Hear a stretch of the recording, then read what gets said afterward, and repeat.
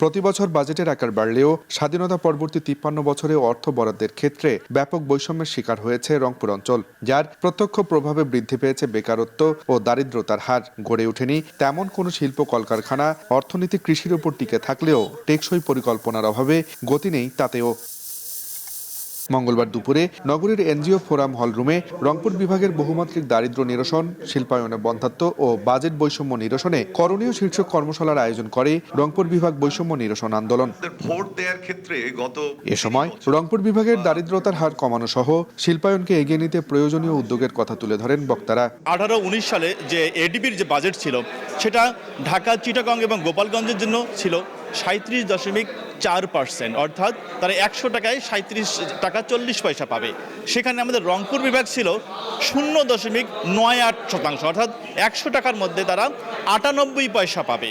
এই বৈষম্যটা আমরা কিন্তু অবশ্যই আমাদেরকে এই বৈষম্য প্রতিহত করতে হবে।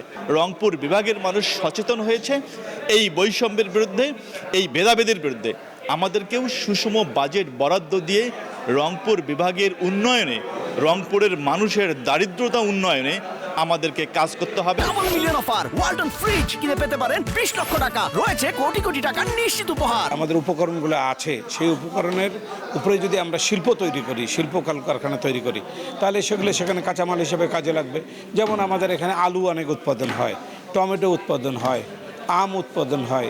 এইসব মানে ফলাদিকে কেন্দ্র করে যদি এখানে কোল্ড স্টোর এবং ফ্যাক্টরি যদি করা যায়, তাহলে কৃষকরা তাদের পণ্যের ন্যায্য মূল্য পাবে এবং কৃষকদের ভাগ্যের পরিবর্তন হবে। গার্মেন্টস পল্লী যদি আমরা এখানে করতে, অর্থনৈতিক অঞ্চল যদি করতে পারি, বিশেষ করে আমাদের প্রায় 20-25 লাখ টাকা লোকের এখানে কর্মসংস্থান করতে, উদ্যোক্তাদেরকে এখানে সেই স্পেস দেওয়া যায়, গ্যাস সহ বিভিন্ন ধরনের পরিকল্পনা দেওয়া, তাহলে এখানে বাড়িতে বসে আমাদের মারা বোনেরা যারা কষ্ট করে দূর থেকে কত কষ্ট করে তাদের গার্মেন্টস করে তাদের জীবিকা নির্বাহের জন্য জীবনের মানে এত কষ্ট করে, সেই জায়গাটা নির্বাহ হবে।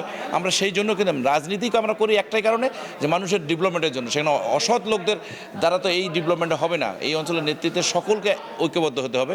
কর্মশালায় রংপুর বিভাগের উন্নয়নের পথে অন্তরায় এবং প্রধান প্রতিবন্ধকতা সমূহ নিয়ে আলোচনা করেন বক্তারা। তারা বলেন, বুদ্ধিবৃত্তিক চর্চার অভাবেই পিছিয়ে পড়ছে রংপুর অঞ্চল। সিটি কর্পোরেশনের বাজেট 0 হতে পারে, একটি বিশ্ববিদ্যালয়ের বাজেট 1 লক্ষ টাকা হতে পারে, এটি কল্পনার অতীত। আমাদের প্রত্যাশা হচ্ছে যে আমরা ইনক্রিমেন্টাল বাজেটের মাধ্যমে দেখতে চাই যে আগামী 5 বছরের মধ্যে রংপুর দারিদ্র্য সেটি 25 থেকে 30% কমে আসে এবং 10 বছরের মধ্যে রংপুরের দারিদ্র্য 75% কমানো। একটি এলাকাকে এগিয়ে নিয়ে যাওয়ার জন্য রাজনীতিবিদদের ভূমিকাটা হলো সর্বোচ্চ।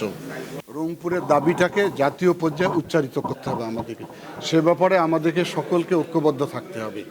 এবং রংপুরের নেতৃত্বের যে দুর্বলতা ছিল, যার কারণে হয়তো রংপুরের কাঙ্ক্ষিত উন্নয়ন সম্ভব হয়নি। আগামী দিনে আমরা আশা করি জনগণের যদি ম্যান্ডেট আমাদেরকে দেওয়া হয়, আমরা চেষ্টা করব এই পিছিয়ে পড়া রংপুরকে, আমার রংপুরকে বাংলাদেশের সবচেয়ে বেশি উন্নয়নের শিখরে অধিষ্ঠিত করার। কর্মশালায় বিভিন্ন সামাজিক ও রাজনৈতিক সংগঠন ছাড়াও নানা শ্রেণী পেশার মানুষ অংশ নেন। আব্দুর রশিদ জীবন, সময় সংবাদ, রংপুর।